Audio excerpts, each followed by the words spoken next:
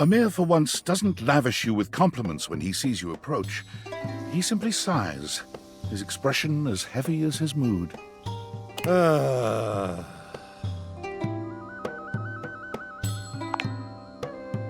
Yes, I am fine. It is nothing.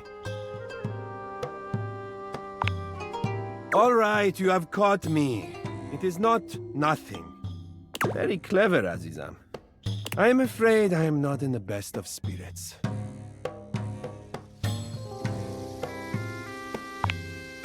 I do not know. It is just... things have been so slow around the house today.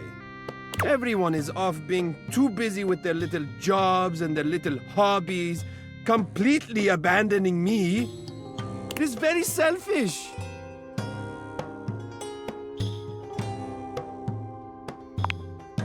Yes, exactly. You understand what horrible pain I am in. Oh, thank you. It is nice to be understood. It eases the sting a bit.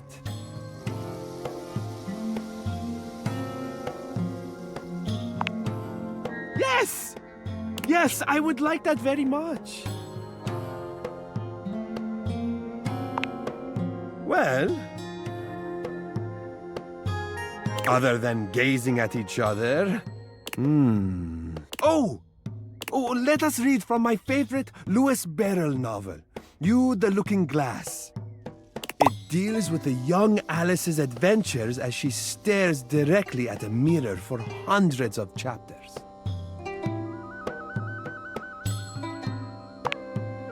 Well then, let us settle in for some companionable reading. Thank you for cheering me up, Aziza.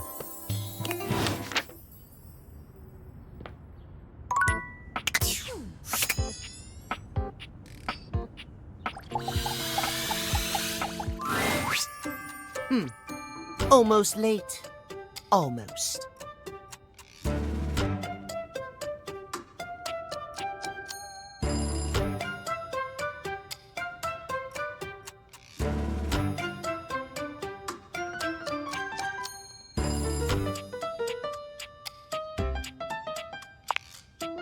Yes, indeed. You're just in time. Tell me why you've sought me out. Aside from the pleasure of my absolutely sparkling wit and golden company.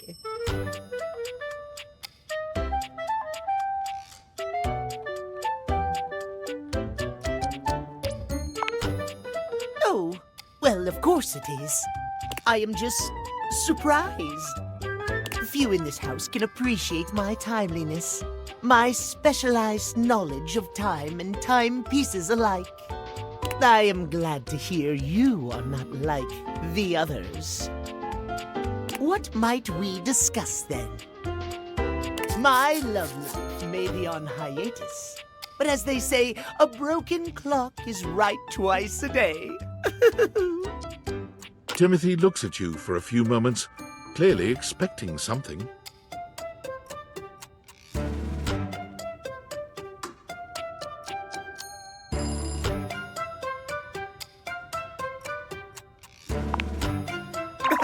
Yes, well, let us start with the most important thing, Timeliness, next to godliness, as they say.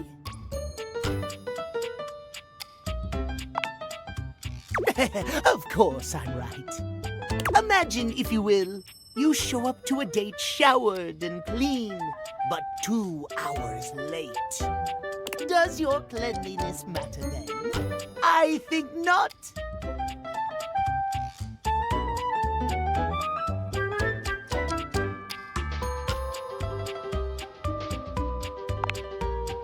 Of course I am, old bean. Oh dear, how me flies. I must away quite soon, but before I go, I want to be sure I've imparted my wisdom to you precisely as I meant to. What did you learn from me today?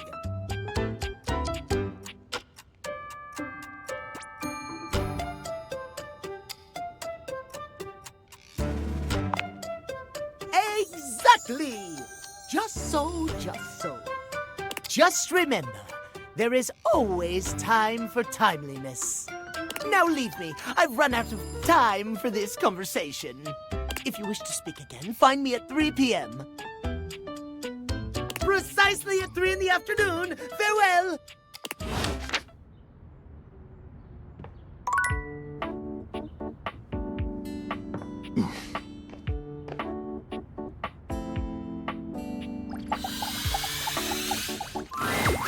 Hello, beautiful.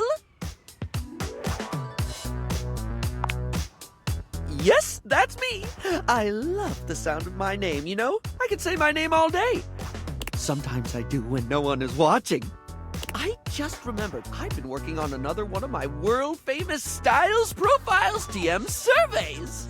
I'm calling my quizzes Styles Profiles now, because it's definitely a thing, I swear. Last time, we took a trip to the wonderful world of cosmetic products, but looking good is only part of feeling good, is it not? For the next stage of my artistically audacious audit, I've drummed up a series of questions all about hygiene and freshness in a second round I like to call Coming Clean.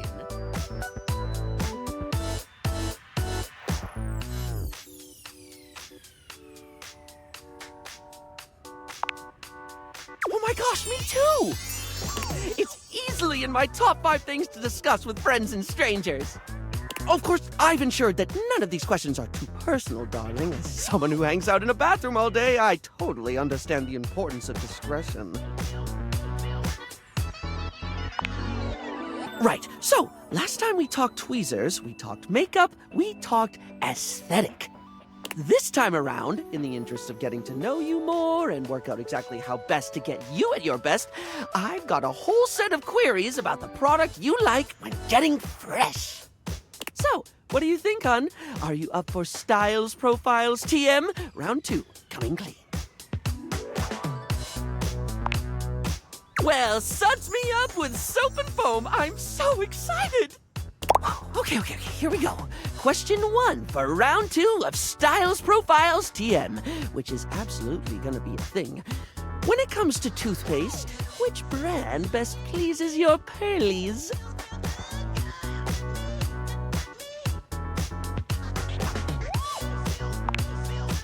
Ooh, do tell.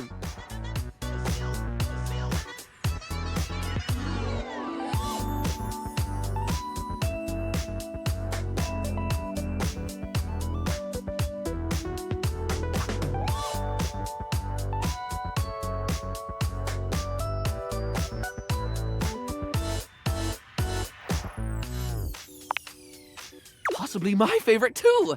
Funny how it started life like that shampoo for horses did. A product for animals that somehow transitioned to people use.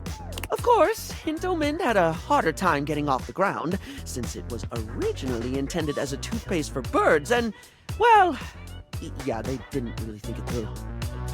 Luckily, it was just regular old toothpaste, so they eventually relaunched it after sinking about $2 million, give or take, into focus testing. Anyway, I don't mean to floss over dental care, but we can't get incisive over just one subject. It's time to think about soap. Real straightforward one, this. When it comes to hand soap, how should it be? Bars or liquid, blocky or squirty? Do they need to be a classic brick or bottles of squeezy wetness where it's at? When you've got it in your hands, should you be rubbing or pumping?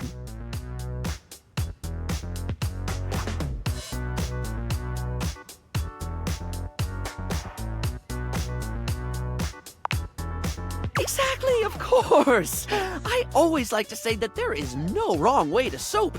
Well, unless you're using mincemeat or soup or bird's nests or something. But assuming you're soaping correctly, you cannot soap incorrectly. Bars of soap and liquid soap are equally valid, contingent on preference and pre-existing skin conditions. I think the war between bar users and liquid users has gone on far enough. Okay, next question.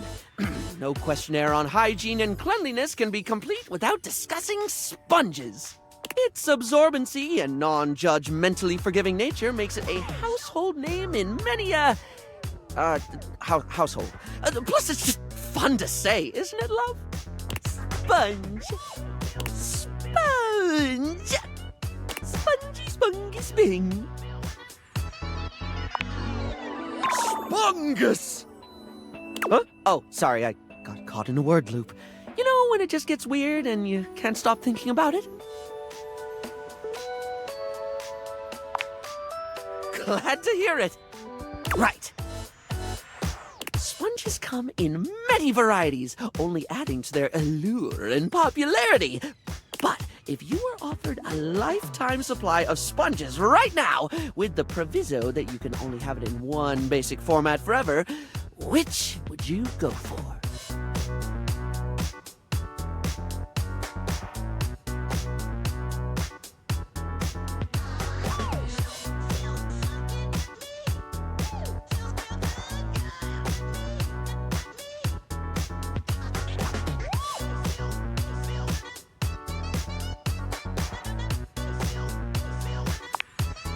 Ooh, you and I are powdering with the same brush. That thought crossed my mind on more than one occasion, but I wasn't sure if anyone else would care enough about the details. I know the answer, though, and I think the Sponge Authority, I've got a whole extended universe involving them, would offer you a range of sponges in the format you've chosen. Since they're not doing this as some sort of twisted monkey sponge curse in which you get so much of your favorite sponge you go to hate it, trapped in an endless hell of your own making. I've definitely not been writing a novel based on this idea, but if I did, I'd call it Be Careful What You Wash For. Also, you can pick any color you like every time.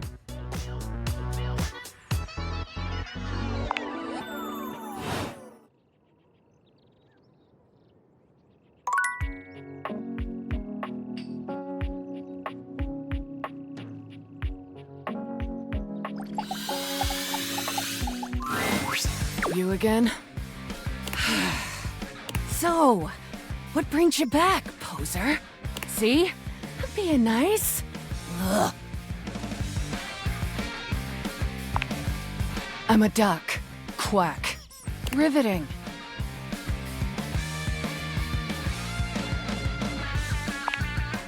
What, you trying to be ducking cool or something? I say you could call me that, dumbass? Pretty damn sure I didn't.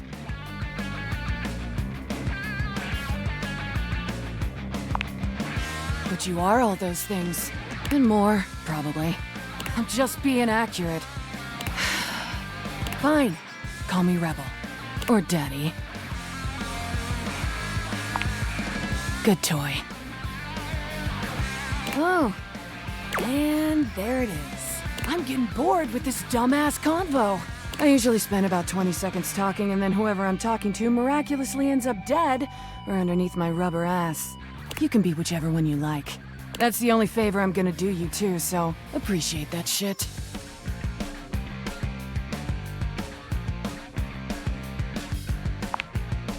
Yes and no.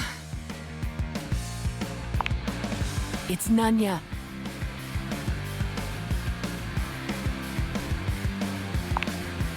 Nunya duck in business. Names are worth choosing. And I don't have to tell you shit if I don't feel like it. In fact, I'm gonna get the duck out of this one-bill town. You wanna talk to me again?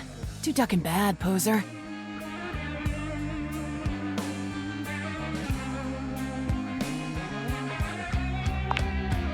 Rebel's out. Rebel ain't coming back. Poof! Rebel's gone.